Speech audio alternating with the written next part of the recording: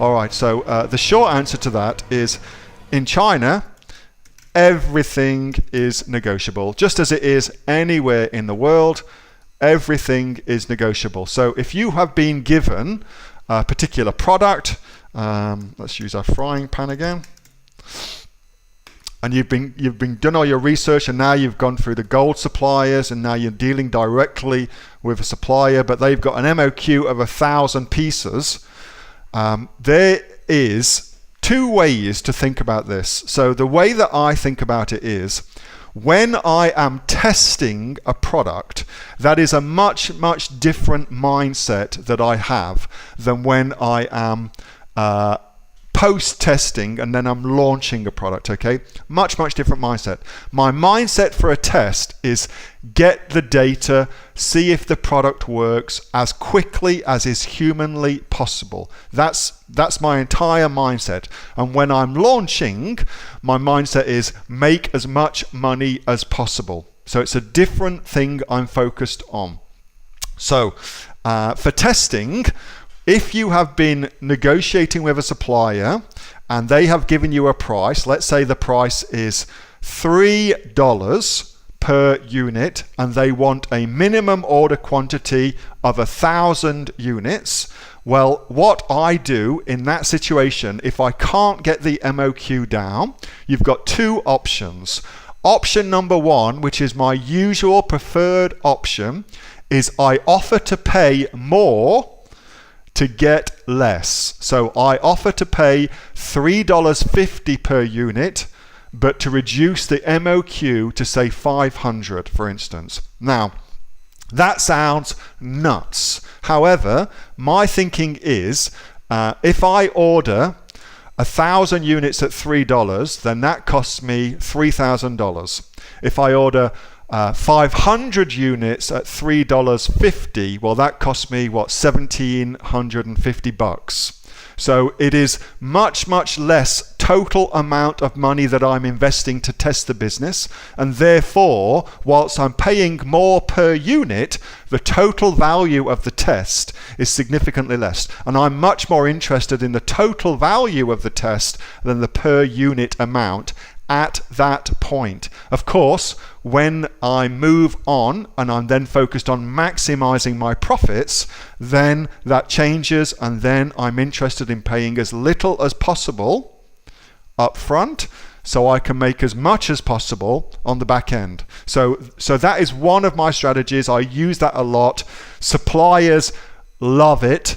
And you will find that 9 times out of 10 they will go for that, no problems at all. So that's way number one. Way number two, Carl, is to say to yourself, okay, well, I want a very, very low minimum order quantity of, say, 100 units. Well, my factory does not give a rat's ass about selling me 100 units. In fact, they actually do not want to sell me 100 units. What they want to do is sell me 1,000 units because they're a factory. And if I just want to buy 100 units, I've got to find a middleman. I've got to go find a middleman who's purchased 1,000 units and then chops them up into 100 unit blocks and then puts on their own markup and sells me that 100 units at an inflated price. But again, I'm looking at my overall order value, and that's more important to me. So the bottom line here, Carl, is if you only want to order a small amount of stock, you will not get that stock as cheaply as if you were going to order in volume. You just will not do it. That doesn't make sense for anybody to play that game with you, and neither do they want to play that game with you, because they're a factory, not a consumer company. They're not in the business of selling small order quantities. They're in the business of selling large order quantities. So you've got to make it worth their while, either by upping the amount of money that you get per order to them, or by dealing with a wholesaler, a middleman to do it. And you can find wholesalers all over the place on Amazon, or indeed, you may just go directly to a place in Australia and find somebody what's imported this product from from China, for instance, and now is selling it wholesale in Australia. So you could do that too, Carl.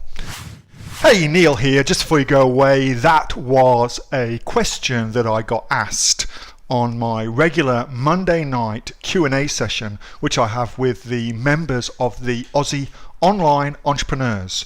So if you're interested in joining us as an Aussie Online Entrepreneurs, then you can click on the link below to find out a lot more about that.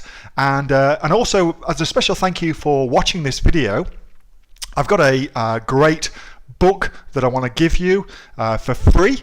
It's a current bestseller on Amazon, and it teaches you everything that you would need to know about starting a business here in Australia on Amazon. So you can see that just up there. So if you'd like to get a copy of that for free, then again, just click on the link below and you'll get a copy of that. You'll get taken to a page where you can get a copy of that for absolutely free. Hope you enjoyed that little snippet from one of my Aussie Online Entrepreneur Q&A sessions, and make sure that you subscribe to my channel and also like this video. And if you've got a question that you would like answering, then post it in the comments below, and I'll do my best to answer it, whether on one of these videos for you or directly in the comments directly below. All right, thanks so much for watching, and I'll catch you next time on the next of the Aussie Online Entrepreneurs Amazon FBA Australia videos. See you soon.